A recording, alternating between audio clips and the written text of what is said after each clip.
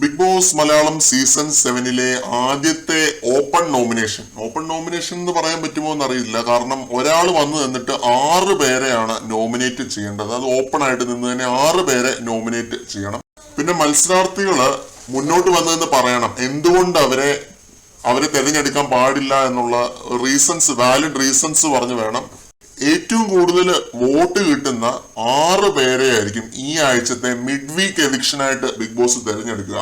ഇപ്പൊ പ്രേക്ഷകരുടെ വോട്ടിന്റെ അടിസ്ഥാനത്തിൽ 2 പേര് ഈ ആഴ്ച മിഡ് വീക്ക് എവിക്ഷനിലൂടെ പുറത്താവും എന്നാണ് ഇപ്പൊ ലൈവിനകത്ത് ബിഗ് ബോസ് എല്ലാവരോടുമായിട്ട് പറഞ്ഞത്. ഓൾറെഡി ഷോ നിർത്താൻ പോകുന്നു എന്ന് പറഞ്ഞൊരു ഷോക്ക് ട്രീറ്റ്മെന്റ് അവർക്ക് കൊടുത്തതിന് ശേഷം ഈ ഒരു ന്യൂസും കൂടെ പറഞ്ഞപ്പോൾ എല്ലാവരുടെയും മുഖം ആകെ ബ്ലാങ്ക് ആയിപ്പോയി.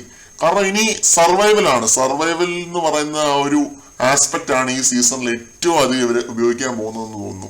കാരണം ഇനി ഫൈറ്റ് ചെയ്യാതെ അവിടെ നിൽക്കാൻ ഒരു സ്കോപ്പും ഇല്ല എന്നുള്ളതാണ് ബിഗ് ബോസ് വ്യക്തമാക്കിയിരിക്കുന്നത് എന്നുള്ളതാണ് എനിക്ക് മനസ്സിലായത്.